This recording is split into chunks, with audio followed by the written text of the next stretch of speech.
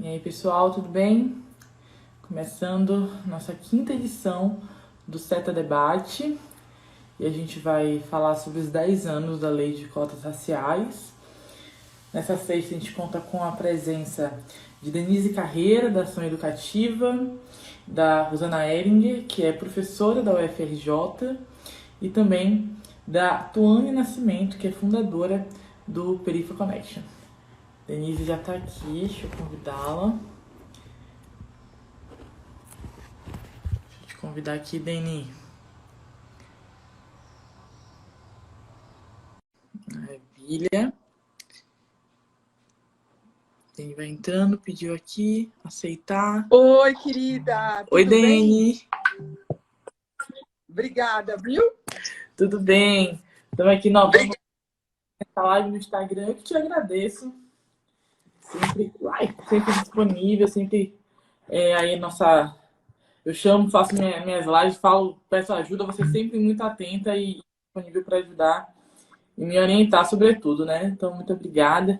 Deixa eu ver se a Tux ou a Rosana já conseguiram. Deixa eu ver aqui. Vou avisar aqui o pessoal. Deixa eu ver se a Rosana consegue também. É isso, Dani. Então, enquanto as meninas estão chegando, vou apresentar vocês, falar quem são vocês. Começando por ti, né? Denise, que é feminista antirracista, educadora popular, ativista de direitos humanos, mestre e doutora em educação pela USP e coordenadora institucional da Ação Educativa, que é uma das organizações que fazem a gestão do CETA, né? Do projeto CETA. A gente vai contar também com a participação da Rosana. A Rosana é doutora em Sociologia pela UPERJ, professora e pesquisadora do Programa de Pós-Graduação em Educação e dos cursos de graduação da Faculdade de Educação da UFRJ. E a Tuane, que também vai entrar daqui a pouco, aí do Perifa Connection, que é graduanda em Direito pela UFRJ. Ela é da favela de Duque de Caxias, na Baixada Fluminense, no Rio. Enfim, ativista, também integra aí a Coalizão Negra pelo Perifa.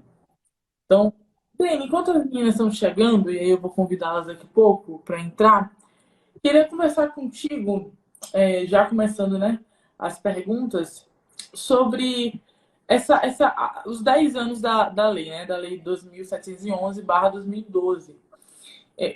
O que você tem observado nesses 10 anos que tem de ganho para a gente quanto sociedade, né? Explicar um pouquinho o que é essa lei, né? Porque acredito que nem todo mundo sabe que a diferença de cotas raciais para cotas sociais e como que essa lei de fato contribui para a gente enquanto Legal, querida Lídia. sociedade. Bom, gente, a lei de cotas, né, é uma grande conquista do movimento negro. É uma conquista que nasce dessa luta histórica contra o racismo na sociedade brasileira.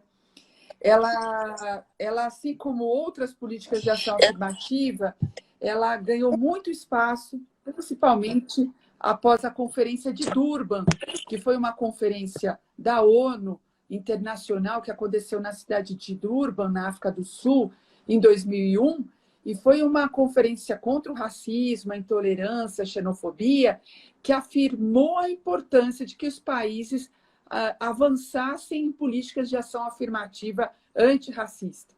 Então, Durban teve um papel muito importante, o movimento negro, o movimento indígena, muitos movimentos participaram ativamente dessa conferência, e os ventos, né, que resultaram aí da Conferência de Durban contribuíram também para empurrar para frente essas agendas históricas do movimento negro brasileiro, e entre elas o avanço das políticas de ação afirmativa nos anos 2000. Não sei se você quer fazer uma interrupção agora, porque da chegada aí da nossa queridona aqui. E aí, Tux, tudo bom? Fala, Tudo galera. bem?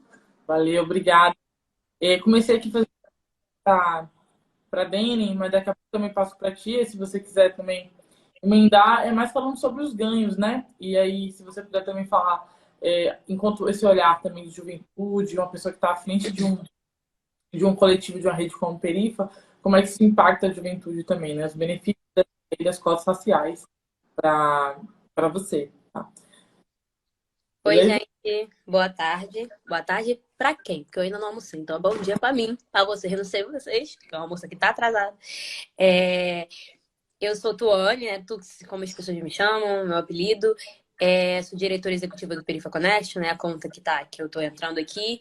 E também sou estudante de Direito da FRJ, militante da Coalizão Negra por Direitos, do Movimento Negro. Eu acho que o ganho, né, das cotas, é muito interessante olhar, assim, perceber a história, e aí eu falando a partir do movimento negro, né? Porque, infelizmente, no Brasil a gente tem uma dificuldade histórica de conseguir ganhos para a população negra. Né? Nós somos a maior população, mas nenhum governo, né, de direita à esquerda não abriu mão do nosso sangue, não abriu mão de poder vender, enfim, nossa vida, para poder botar dentro de uma prisão, ou, enfim, acabar com as guerras às drogas, por exemplo, para poder parar de explotar pessoas negras, parar o genocídio negro. A gente não conseguiu ter esse avanço.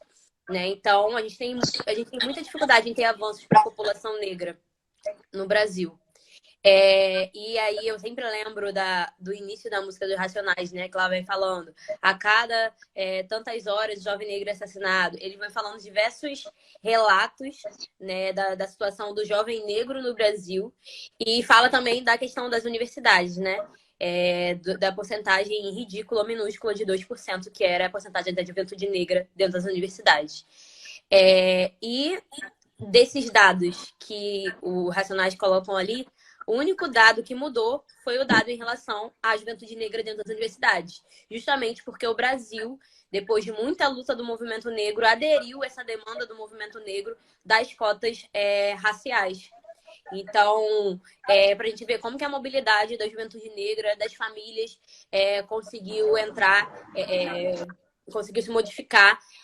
A nossa epistemologia, né, a epistemologia do movimento negro, a gente costuma falar que quem mais ganhou com as cotas raciais foi a própria universidade. Né? Então, os conhecimentos que antes as pessoas negras tinham e circulavam entre nós, circulavam para quem quisesse ouvir, a universidade pôde se apropriar disso, né? A gente pôde expandir para que todo mundo conhecesse muito do que nós, pessoas negras, produzimos a despeito do que o país fez com a gente, né? A gente tem aí o Milton Santos, gente. O Sueli Carneiro, o que são os intelectuais, as figuras negras que foram construídas no Brasil a despeito do que o Brasil fez com a gente. Eu não tô falando aqui que o Brasil contribuiu. O Brasil, na verdade, não contribuiu, né? Colocou uma mão no peito e falou, olha, vocês não vão avançar. E a gente tem tantas pessoas, Lélia Gonzalez, Beatriz Nascimento, Abdias Nascimento, com o Brasil impedindo o avanço da intelectualidade negra, né? Então, na verdade, nós, Juventude Negra, o que nós esperamos é que se os nossos mais velhos conseguiram chegar até aqui com tanta intelectualidade, entregaram tudo.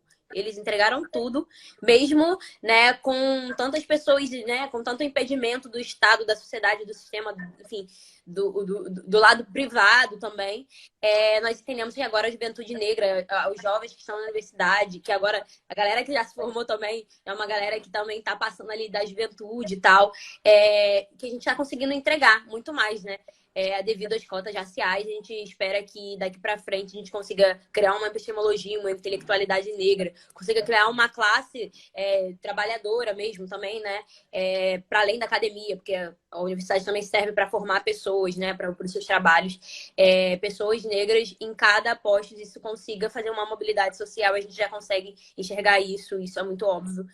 Eu sou um grande exemplo da luta pelas cotas. Ontem eu estava olhando uma foto, para terminar. Estava olhando uma foto aqui. Aqui na UFRJ, a gente tem um rolê chamado Conhecendo a UFRJ, que é basicamente levar pessoas de escola pública para poder um dia na UFRJ ir lá olhar o campus. E eu estava vendo a foto do dia que eu fui no Conhecendo a UFRJ. Eu fui para o Conhecendo a UFRJ querendo fazer direito. E aí a foto sou eu com 3 pessoas de letras. E aí a legenda, tipo, desisti de fazer direito, porque a palestra do direito foi, tipo... Eu nunca vou conseguir fazer isso, né? Eu olhei e falei, gente, isso aí não foi feito pra mim. E no Letras tinha gente periférica favelada. Eu falei, cara, eu vou fazer Letras. Tanto que quando eu me inscrevi no Enem, na primeira vez, eu me inscrevi pra Letras. Só na segunda vez que eu fui fazer Direito. E aí depois tem outra foto minha que eu volto. Quando eu entro na universidade, eu vou pro projeto de extensão e falo, olha... Assim, eu entrei pro direito porque eu persisti muito, mas eu soube que vai ter o conhecendo na UFRJ, vocês precisam mudar como que tá sendo o conhecendo na UFRJ. Aquilo tá afastando as pessoas, né, da faculdade. E aí o professor falou, você quer fazer? Eu falei, quero. E aí tem uma foto minha, né, logo depois de entrar na universidade, eu fazendo a palestra que eu mesma olhei achando muito ruim. E foi um momento muito emocionante. Depois, várias pessoas que entraram na universidade foram falando comigo, olha, eu lembro de você, eu entrei por causa de você e tal. Então, as cotas me proporcionaram isso, né? Eu nunca imaginei estar naquele espaço e graças à luta do movimento negro eu consegui, enfim, hoje cursar Direito na FRJ. Que linda. Nossa, demais, Tux, que bonito. Obrigada por compartilhar conosco. Rosana chegou. Rosana, Boa tarde. tarde. Rosana, que também é doutora. Quer ser apresentada, Rosana? O quê? Me apresentar? Eu já Falei um tinha pouquinho aqui. que se apresentar também, fica à vontade. Ah, tá. Não, primeiro dizer que é um prazer estar aqui com vocês, ouvir a Tuane, maravilhoso, Denise, e agradecer o convite de vocês. Eu acabei de sair de uma aula nesse minuto, então eu tive que entrar aqui no carro para falar com vocês, porque já ia ter outra aula na sequência, não pude ficar lá na sala. Mas estou aqui na UFRJ, no campus da Praia Vermelha, não sei se a Tuane conhece, né? O outro campus aqui. E sou professora de Sociologia da Educação aqui na Faculdade de Educação da UFRJ e prazer em estar aqui compartilhando com vocês. Prazer, Rosana. Eu vou passar para a Dani concluir e passo de volta para você, porque eu fiz uma pergunta sobre quais os ganhos, né, que a gente consegue identificar, tu respondeu. E aí, só lembrando que a Tônia daqui a pouco vai precisar sair, tá, gente? Que ela também vai ter um outro compromisso. Tuts, obrigada por ter vindo mesmo com a agenda hoje, que eu sei que tá puxado. Mas a pergunta, Rosana, que eu fiz para vocês foi sobre os ganhos que a Lei 2.711/2012 trouxe para a gente, né? Enfim, o que é que você tem observado também de ganhos? Então, passo para a Dani conclui. Legal, E aí, Midian. Eu acho que a Tuane falou tudo, né? Tuane com essa força, com essa experiência, com essa sabedoria, com esse conhecimento, falou tudo. A lei, né, é uma grande conquista. Eu estava falando antes, quando o Midian começou a live, falando um pouco de Durban, o que significou Durban para essa conquista do movimento negro, né, e de outros movimentos que também se empenharam nessa luta pela democratização da universidade. Então, a nossa lei de cotas é uma política de sucesso, de conquista. Ela foi conquistada em 2012 como lei, mas antes disso, várias universidades, né, desenvolveram programas aí de reserva de vagas, de cotas nas universidades, aí a experiência da UERJ, aí no Rio, a experiência da UNB e tantas outras, né? E foi acumulando essa força dessas experiências muito disputadas, com muita resistência de vários setores da sociedade, né? Que entendiam que as cotas não deveriam avançar, em especial as cotas raciais. Então, nós tivemos toda uma luta ao longo dos anos 2000, o movimento negro teve um papel decisivo. Tivemos aí no STF, em 2010, as audiências públicas com relação a uma ação que foi entrada contra a política de cotas, né, por partidos de direita. Em 2012, tivemos a conquista da lei de cotas. A lei de cotas, ela tem sido decisiva, ela prevê, você perguntou aquela hora, né, Midian, um pouco, a lei de cotas, ela estabelece cotas sociais, cotas 50% para as escolas públicas, ela prevê essa reserva de vagas e ela estabelece subcotas para pretos, pardos e indígenas e, a partir de 2016, para pessoas com deficiência. Então, ela tem sido, né, a nossa pesquisa, Rosane e eu, junto com vários pesquisadores, ativistas do movimento negro, de várias universidades, a gente tem realizado uma pesquisa sobre o balanço da lei de cotas, e essa pesquisa que é promovida, que é coordenada pela UFRJ, pelo LEPS, que a Rosana vai falar, e pela ação educativa em parceria com essas universidades, tem demonstrado como essa política tem tido muito sucesso no acesso a essa população às universidades, mas não só ao acesso, mas também a luta, como Tuane chamou a atenção, para democratizar a universidade, para quebrar, né, para enfrentar essa origem eurocêntrica, né, dessa branquitude que nega, né, o conhecimento, a sabedoria, os corpos negros, indígenas, né, de pessoas com deficiência, de outros grupos, né? Então, a lei tem sido um mecanismo muito importante, a lei de cotas, e ela tem que ser protegida, ela tem que ser fortalecida e aprimorada com mais apoio, mais recursos, mais institucionalização. Vou rodar aqui a palavra, tá?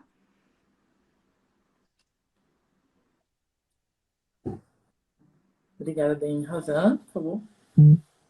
Bom, eu acho que a Tuane e a Denise já falaram tudo mesmo, mas eu queria reforçar justamente o aumento da presença dos estudantes cotistas, né, estudantes negros, estudantes indígenas, de escola pública com deficiência, principalmente nesses cursos que antes eles não acessavam, né? Eu acho que o depoimento que a Tuane deu aí é perfeito, né? A gente já tinha alunos negros na universidade pública brasileira, né? Mas eles estavam muito presentes em cursos que são menos concorridos no Enem, né, no SISU.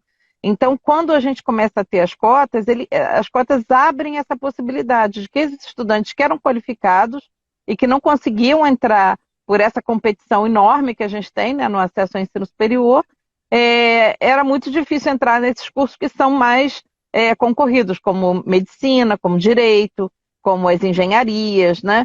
Então, acho que um dos grandes avanços foi esse. E aí tem esse outro lado, porque quando esses estudantes entram na universidade, eles também começam a trazer questionamentos, a trazer novas experiências, a trazer aprendizados, a trazer demandas novas, né? Que se você tem estudantes que são muito parecidos entre si, eles vão pensar parecido, eles vão trazer as mesmas experiências. E quando a gente diversifica, isso traz um benefício que é para todo mundo, né? Tanto para eles que conseguiram entrar, mas também para a universidade. Então, eu acho que a gente está sendo beneficiado também como instituição pela entrada dos cotistas, e isso é muito importante. Perfeito. E, assim, se vocês puderem explicar para a gente o que é esse processo de revisão da lei, né? O que é o processo de revisão para esse período de 10 anos, o que é que implica, o que acontece nesse processo de revisão, porque, inclusive, a Denise falou da importância de a gente proteger essa lei, né? O que implica, o que não implica, por que a gente tem que ter uma atenção nesse momento também, esse processo. Bom, não sei se posso falar um pouquinho sobre isso? Então, a revisão da lei está prevista no texto da lei, né? Que ela ocorreria agora 10 anos após, né, a aprovação dela pelo Congresso Nacional. Mas o nosso entendimento e do movimento negro, dos vários parceiros da luta antirracista, que o processo de revisão é um processo comprometido em fazer essa avaliação no sentido de fortalecer a lei. Como é que a gente pode fortalecer a lei?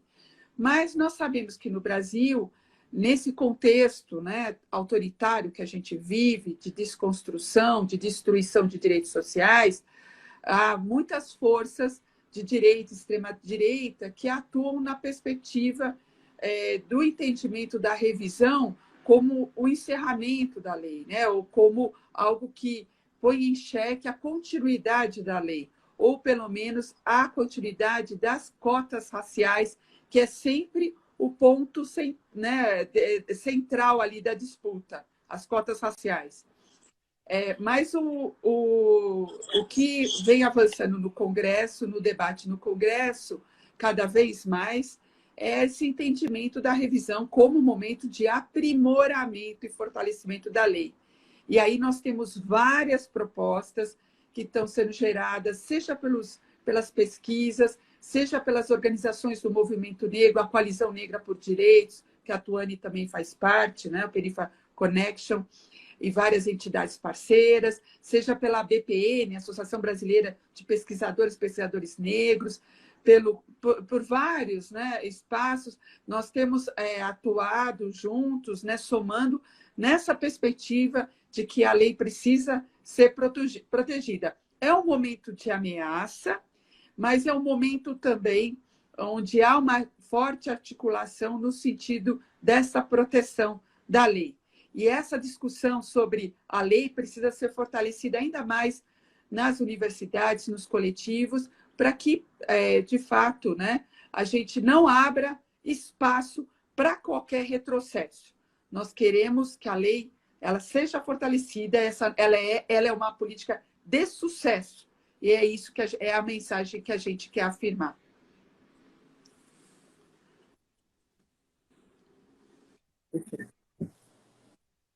Eu caí aqui um pouquinho, não sei se eu perdi alguma coisa, perdi algo, mas espero que dê para completar.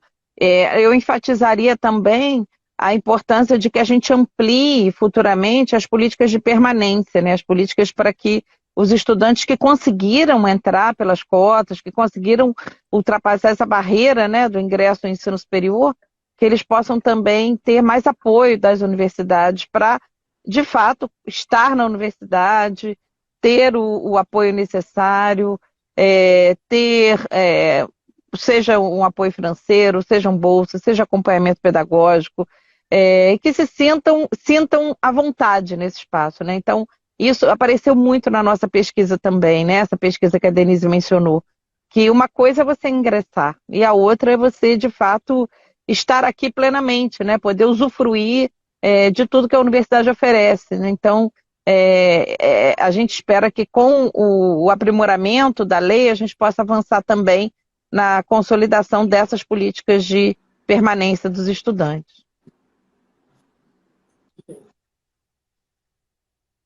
Posso falar um pouco, muito na linha do que já está sendo, né, abordado aqui, é que nós, né, do movimento negro e tal, a gente entende que essa avaliação não é uma revisão que pode cancelar a lei, que era uma preocupação nossa. A início, nós tínhamos uma grande preocupação, e é isso, de perder as cotas, enfim. E nós entendemos que não que é uma avaliação mesmo para olhar e ver, olha, está super bem sucedida. Inclusive, vamos ampliar, né? Vamos ver como que a gente consegue fazer com que a cota seja ainda mais bem sucedida em outras áreas.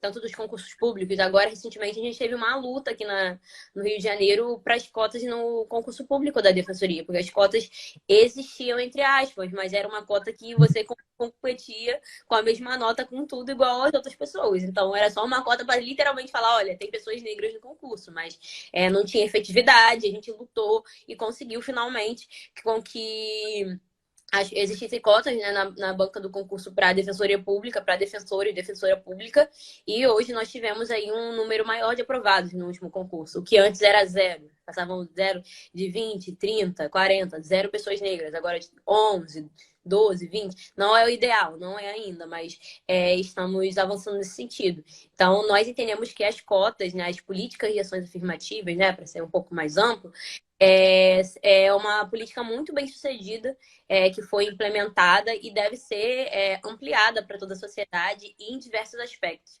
né? Nós temos aí visto, né, como que a gente tem conseguido avançar dentro da universidade pública, como a universidade pública tem ampliado, enfim, o seu caráter tem sido expandido.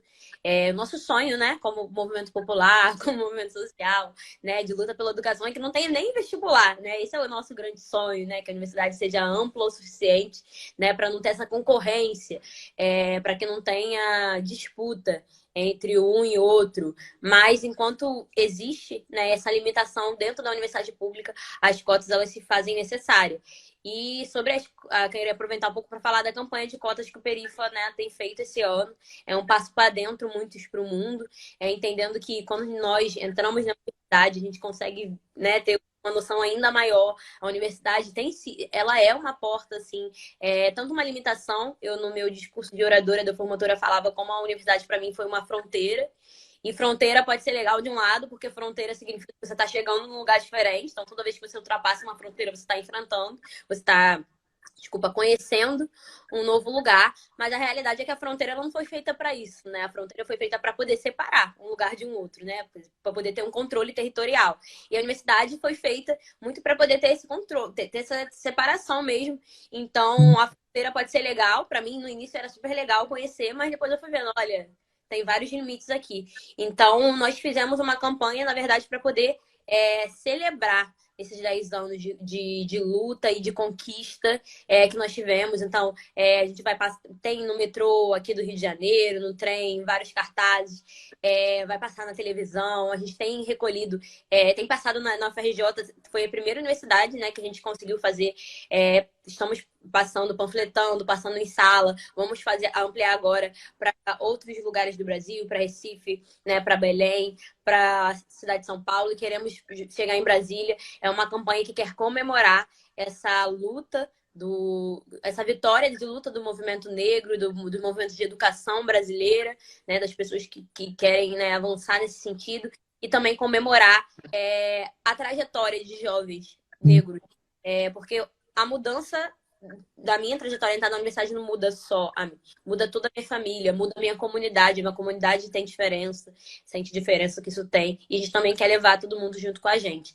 Então, essa é uma campanha do Perifa que a gente está fazendo aí, né, de comemoração dos 10 anos da lei de cotas federais, né, no caso que a gente já citou aqui, a UNB, tanto a UERJ, né, foram as primeiras e muito bem sucedidas, mas esse marco de 10 anos é da lei federal que ampliou, né, nacionalizou e transformou numa lei possível para todos os estados, né, todas as unidades federativas e suas universidades.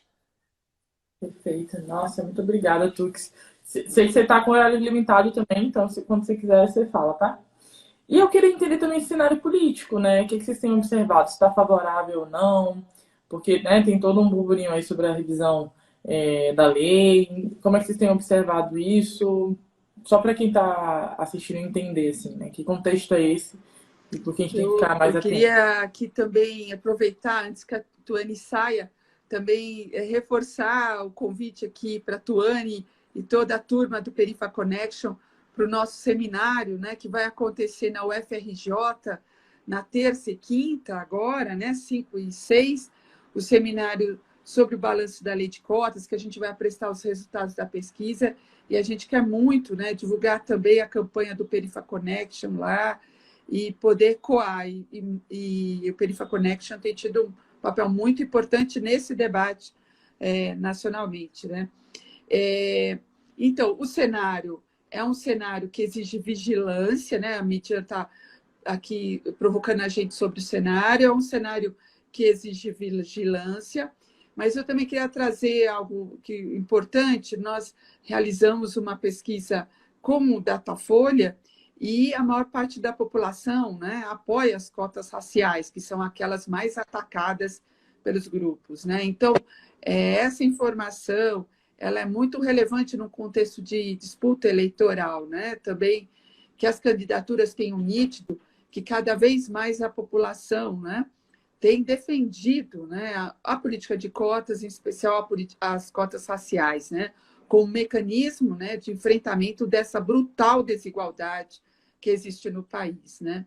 Então, a gente acha que esse debate ele vem avançando, né? E aí o protagonismo muito forte da juventude negra, acho que é algo, né, Rosana, muito importante também da gente chamar a atenção, que na nossa pesquisa a gente destaca, né, que os coletivos juvenis, negros, antirracistas, né, indígenas, de pessoas com deficiência, feministas, LGBTQIA+, tem sido muito decisivo, né, para a permanência, na luta pela permanência, né, dos estudantes nas universidades, nesse contexto de crise econômica, pandêmica e tudo mais. Os coletivos têm tido um papel muito importante nessa disputa da universidade, inclusive para uma noção de permanência ampliada que vai além das condições materiais. Nós estamos falando também, como a Tuane falou, das condições simbólicas, né? De como é que você disputa o currículo, as bibliografias, né? As presenças, a escuta, né? Como a gente remexe, né? E desconstrói essa universidade, né? Que nasce com a marca da dominação. Então, essa disputa ela é muito importante. Os coletivos têm tido um papel fundamental, os coletivos estudantis nas universidades, né? Eles têm ampliado muito e também têm tido um papel muito importante de cuidar dessa memória e desse legado de luta que está na origem, na raiz das políticas, né? Porque muitas vezes a gente constata a despolitização que alguns grupos, também de direita, extrema-direita, tentam impor, gerando até, né, um questionamento da origem de luta das políticas de cota, das políticas de ação afirmativa, né? Então, os coletivos estudantis têm tido um papel muito importante para manter essa memória viva, essa memória de luta que está na base da política, né? Então, o contexto é um contexto que exige vigilância, mas acho que há muita força, muita articulação, muita construção, e o nosso estudo revela, né? Muitas conquistas nesses anos aqui da lei.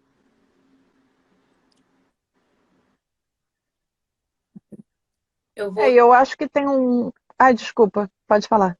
Não, é só porque eu vou ter que sair daqui a pouco, aí eu vou aproveitar e me despedir, que eu tenho uma reunião 2 horas e eu preciso almoçar. Vou até deixar aqui ficar acompanhando com a câmera desligada, mas aí eu, né, acho que não é educado ficar comendo na frente das pessoas. Não, o cenário, né, caos pra gente não é isso, né? Caos e barbárie dentro, né, do Congresso. A gente tem uma bancada, né? Inclusive nós, Perifa Connection, estamos fazendo campanhas. O Instituto Marielle Franco, com Mulheres Negras Decidem, Instituto Update, né? Ressaltando a importância, né, dessas eleições. A gente não votar só, né, pensando no executivo, nos governadores, especialmente no presidente, que tem sido um grande debate nosso, mas de formar uma Câmara de Deputados, um Senado, né? Progressista, né? Que seja a favor e que consiga dar essa girada, essa volta com o povo brasileiro, que responda aos nossos anseios, né? De mudar a realidade que o Brasil está. Então, isso é uma das coisas que nós que nós sempre olhamos com muito perigo, né? Para a Câmara de Deputados, para o Senado, porque o que a gente olha, né, para as casas legislativas nós dois, é uma galera muito conservadora. A gente sabe que nada é impossível, né? Visto a luta aí que teve na Constituinte, eu sempre gosto de relembrar como a Constituinte era branca, como a Constituinte era masculina, e como as mulheres, as pessoas negras mesmo, né, dentro, como a Constituinte era formada de proprietários, movimento de reforma agrária, né, dentro dos limites foi super bem sucedido. Hoje a gente olha a nossa Constituição, ela é bastante avançada, se a gente for olhar, né, para o mapa que tinha na época. Óbvio que a luta, a pressão social, nada é impossível, mas que é muito mais fácil. A gente tem, né, dentro, né, das casas legislativas, uma galera mais avançada em relação ao debate das leis. Então, a gente se preocupa sempre de sempre cair numa mão errada, né? Numa comissão, tem uma votação de urgência. A gente sabe que a direita é super ardilosa para poder tirar os nossos direitos. Então, a gente está sempre ali vigilante. A Conecta, artigo 19, faz um trabalho incrível, né, também de acompanhamento ali no debate da lei de cotas. O Arques, que é uma pessoa que é da rede do Perifa Connection, sempre está alertando a gente, olha, tá isso, está acontecendo aquilo, para a gente ficar ali atento a qualquer momento, né? Mas a gente entende também que tem nossos parceiros lá dentro, e que a luta é isso, né? Nós vamos defender as cotas raciais, seja o que for, porque é uma vitória muito grande, né? É uma vitória que nós entendemos que foi um grande acerto, né, do movimento negro. E eu particularmente, como juventude negra, né? Olha que coisa linda. Eu acho que é a melhor coisa que já foi feita na face da terra pelo movimento negro, né? Foi uma pessoa que fui super beneficiada e sou sempre muito grata a essa luta. Enfim, querer me despedir, vou ficar aqui ouvindo, mas muito obrigado pelo convite, um prazer compartilhar a mesa com professores, né? Professoras, inclusive da FRJ, tenho muito amor pela universidade pública, e Midian, que é a nossa parceira, né, do nosso coletivo Perifa Connection. Tamo junto, galera. Tamo junto mesmo e tamo aí na luta. E muito obrigada, né, por serem companheiras aí dessa luta junto com a gente. Obrigada, Tux. A gente agradece. Valeu. Não, eu ia só completar em relação ao que a Denise falou da revisão, né, que eu acho que tem dois fatores, apesar do quadro difícil que a gente tem, né, do momento desafiador aí do ponto de vista da conjuntura política, mas eu acho que uma coisa que apareceu também na nossa pesquisa é que dentro das universidades, das que a gente pesquisou, a questão das cotas ela já está mais ou menos pacificada, vamos dizer assim. A gente não tem tanta resistência, né, como a gente viu lá nos inícios, né, lá em 2002, né, quando começou na UERJ, 2003. Então, É claro que isso pode mudar a qualquer momento, né? Porque esses ventos mudam, mas a gente observou que já é alguma coisa mais consolidada dentro das universidades, né? E eu acho que outra coisa também é que a gente tem um aprendizado de que essa luta não foi fácil, ela nunca foi fácil, né? Então, o desafio que foi, as polêmicas todas, os questionamentos, até no Supremo, né? Como a Denise lembrou, em vários aspectos na imprensa, né? Que todo dia tinha um artigo, alguém dizendo que as cotas iam dividir o Brasil, que iam, que tudo, né? Que ia racializar, enfim, todo tipo de argumento que ia cair o nível da universidade, né? Que foi uma coisa que não aconteceu também. Então a gente observa que a gente tem essa experiência aí também, né? Desses 20 anos de muita luta e de desconstruir também esses argumentos falsos, né, sobre as cotas. E isso é importante reforçar agora também, lembrar de toda essa mobilização. Perfeito. Perfeito. E assim, ainda, e aí já trazendo, saindo um pouquinho da lógica da lei e tal, mas para explicar o contexto da lei, mas por que ainda, e aí tentando explicar também para as pessoas, o porquê ainda na visão de vocês, ou se há ou se não há, essa dificuldade das pessoas compreenderem as cotas raciais, né? Porque ainda fica nessa coisa, cotas sociais, cotas raciais. Pode parecer uma pergunta muito simples, mas que ainda é muito corriqueira e que as pessoas utilizam muito esse argumento de eu sou contra cotas raciais, sou a favor de cotas sociais. O que é importante da gente estar falando com as pessoas? Por que vocês identificam isso de fato se acontece ou não? E qual que seria essa diferença, né? Para quem está aqui assistindo. Então, essa resistência às cotas raciais, que sempre foi o ponto, né, de questionamento principal aí dos movimentos resistentes às políticas de ação afirmativa, né, decorre muito do racismo, né, do racismo estrutural, do racismo institucional, e no caso do brasileiro, né, que sempre a realidade brasileira foi, né, historicamente marcada pela negação do racismo, né, como esse fenômeno, né, que desestrutura, que privilegia esse fenômeno tão brutal, né, que estrutura a desigualdade brasileira. Então, essa negação é uma negação que está na base dessa resistência a entender a importância das cotas raciais, né? E que as cotas sociais, como a nossa pesquisa revela, as cotas sociais, só as cotas sociais, elas não dão conta de trazer a população negra, principalmente a negra indígena, que está mais ali na fronteira da desigualdade, né? Então, as cotas raciais, elas são muito importantes, né? E é claro, assim, como a Rosana falou, e a pesquisa da Datafolha revela, nós avançamos, né? A população está avançando na compreensão da importância das cotas raciais, né? Do que a gente havia, o cenário, a realidade que a gente viveu nos anos 2000, de total desqualificação, esse discurso que a Rosana falou, de que iria dividir o país, queria criar todo um ataque à sociedade, isso tudo, né, o absurdo disso, eu acho que a gente está num outro momento desse debate. É um outro momento onde, fruto de toda essa atuação dos movimentos negros, dos movimentos antirracistas, da politização do debate na sociedade, e as ações afirmativas no ensino superior contribuíram muito, e aí com o protagonismo dos movimentos aí também juvenis, né, estudantis. Então, acho que a gente tem, do movimento de mulheres negras, que é um sujeito fundamental nessa luta, a gente tem um outro momento, mesmo porque a população está sacando no cotidiano, que é o que importa, né? Assim, qual é a mudança no cotidiano, né? Nas nossas famílias, na nossa comunidade. A população está vendo essa transformação acontecer, né? Os filhos de escola, as filhos de escola pública chegando, a população negra chegando nas universidades.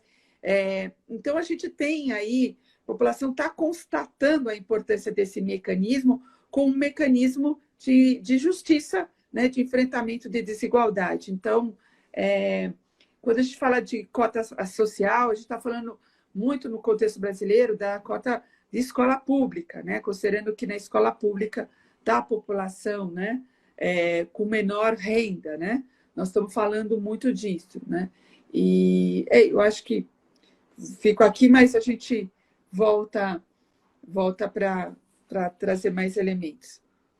Rosana? E eu queria completar com essa ideia de que durante muito tempo a gente teve esse argumento no Brasil, que é um argumento forjado dentro dessa lógica desse mito da democracia racial, né, de que o problema no Brasil era apenas de classe, né, de que o problema no Brasil era apenas de desigualdade social. E isso fez com que, durante tanto tempo, se acredita, até se sentisse assim, com mais abertura, né, no caso das universidades, do serviço público, do mercado de trabalho, de que você fazendo uma redução, abrindo espaços para as pessoas mais pobres, automaticamente estaria beneficiando a população negra, né, na linha do que a Denise colocou. O problema é que, mesmo quando a gente observa as políticas destinadas à redução da pobreza ou a pessoas mais pobres, ainda assim, os detrimento da população negra mais pobre. Então, por isso, é importante que a gente tenha esse direcionamento das ações afirmativas, incluindo também pessoas pretas, pardas, indígenas, porque aí você garante que são essas pessoas. E, além disso, né, só para complementar, por isso a importância das comissões de heteroidentificação, que vão trazer justamente a possibilidade de aqueles a quem a lei se destina sejam de fato os beneficiados, porque senão o que nós começamos a ver também, né, com o passar dos anos? Pessoas que se autodeclaravam negras e que, no entanto, pela percepção social, né, quando você chegava numa turma, você não via aquela proporção de pessoas negras como estava o número segundo a autodeclaração. Então, a gente observou que isso foi também uma luta do movimento negro, né, de várias organizações que começaram a interpelar as universidades e falar, peraí, né, quem são pessoas negras mesmo que estão entrando? Então, isso também foi um passo, vamos dizer assim, de aperfeiçoamento desse processo.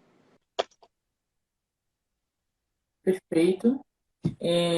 Só para fazer um agradecimento aqui, Jaque, Luciana, da equipe do Certo Obrigado, as meninas sempre me ajudam a fazer as perguntas, né? Então tem também que dar o nome, né, do povo, senão fica feio para mim. E aí tem uma pergunta aqui, que inclusive foi da Lu, e que é bem interessante, que é o seguinte. A Folha de São Paulo, em junho de 2021, publicou a seguinte notícia. Brasil pode atingir equilíbrio racial no ensino superior na próxima década se não houver nenhum retrocesso na política de cotas. No entanto, o aumento, né, de acesso de pessoas negras e indígenas cotistas nas universidades não se reflete no mercado de trabalho. Ou seja, as vagas em grandes empresas, naqueles postos e cargos mais altos dentro das empresas, ainda seguem, em sua maioria, com pessoas brancas, né? Pessoas não negras, não indígenas, enfim. A que vocês atribuem essa disparidade, né? Como que a gente pode estar olhando também para essa perspectiva da política de cotas para contribuir com o acesso chegada dessas pessoas, de nós negros e indígenas em cargos de tomada de decisão, enfim, não só nas empresas, outros espaços também. Aí para as nossas colegas maravilhosas, né? Passos foram dados, né? A política de ação afirmativa no ensino superior, a lei de cotas representa um passo muito grande. O desafio da desigualdade na sociedade brasileira é muito, muito maior, exige muitas outras estratégias, investimentos e políticas.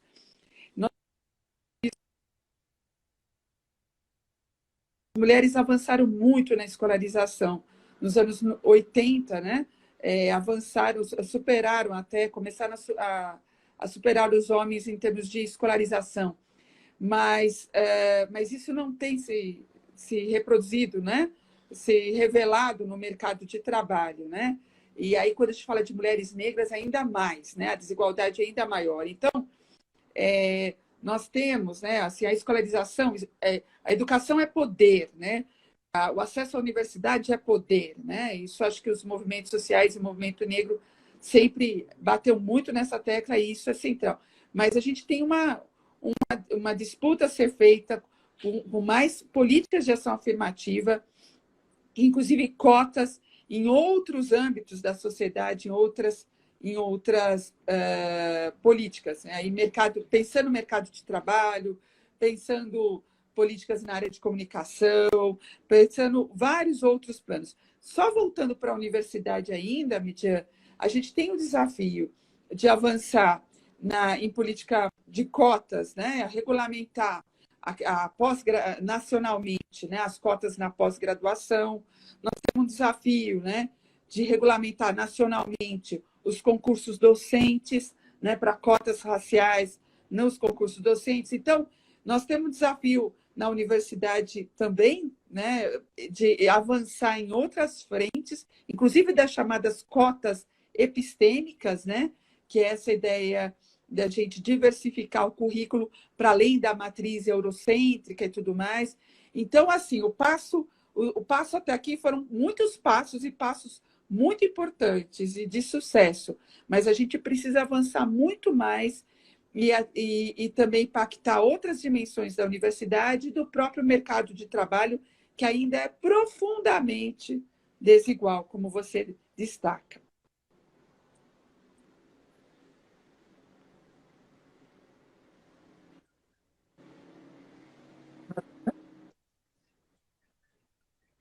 Oi, gente.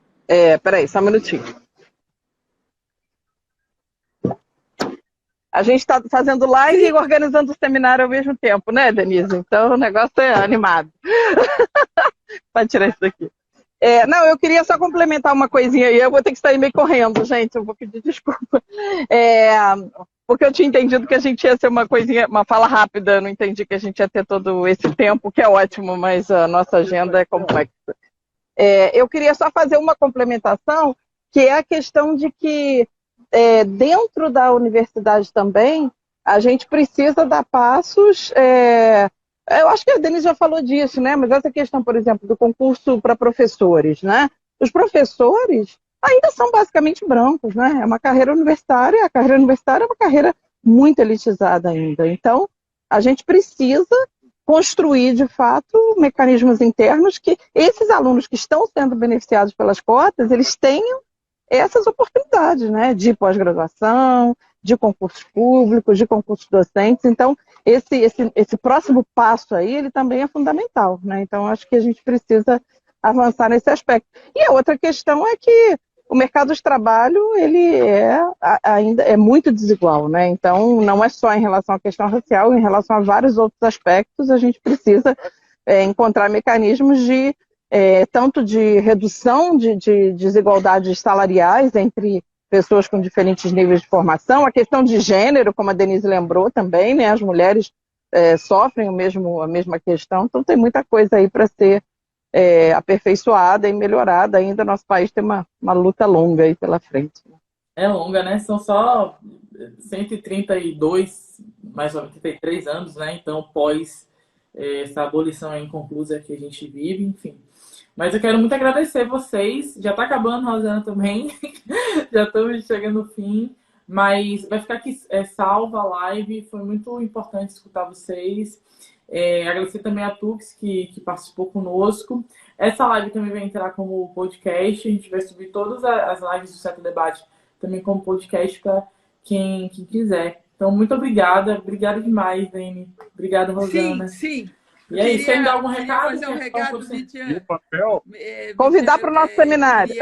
Assim, primeiro, só falar uma coisa que a gente não destacou, que foi o impacto das políticas de corte de recursos para as políticas, né, de ação afirmativa nas universidades. Então, a emenda constitucional 95, o teto de gastos, essa política econômica da destruição, ela comprometeu também muito a capacidade das universidades de construir, né, garantir condições melhores, né, para os estudantes cotistas. Por isso, na nossa pesquisa, que a gente vai lançar agora no seminário de balanço de lei de cotas, agora fazer o anúncio, né, destacar esse anúncio para vocês, no dia 5 e 6, agora terça e quarta, o LEPES da UFRJ e a Ação Educativa, nós vamos realizar esse seminário Balanço da Lei de Cotas para apresentar a nossa pesquisa realizada com 6 universidades públicas, com ativistas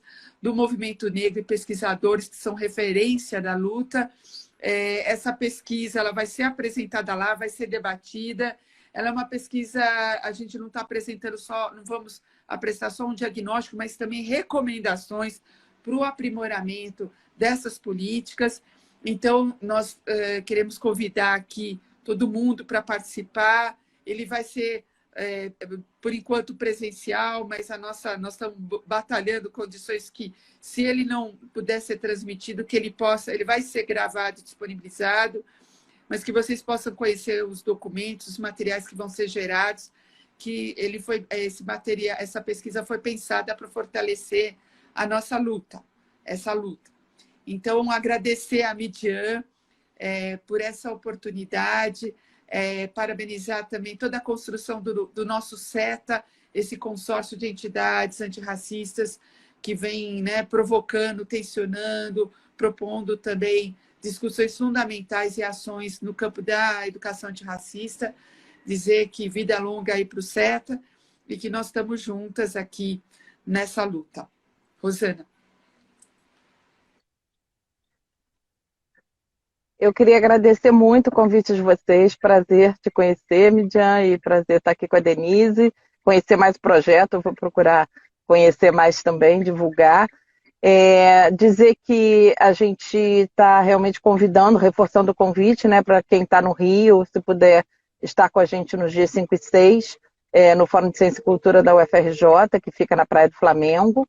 E deixar aqui a página do Facebook do LEPES, que é o nosso Laboratório de Estudos e Pesquisas em Educação Superior da UFRJ.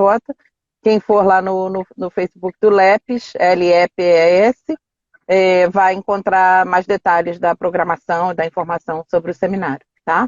Então, boa tarde, desculpa a correria aqui, mas espero que acho que a gente, de qualquer maneira, teve uma boa conversa. Obrigada, e com a participação Midian. Da Tuane também. Obrigada, gente. Obrigada, gente. Até a próxima. Tchau.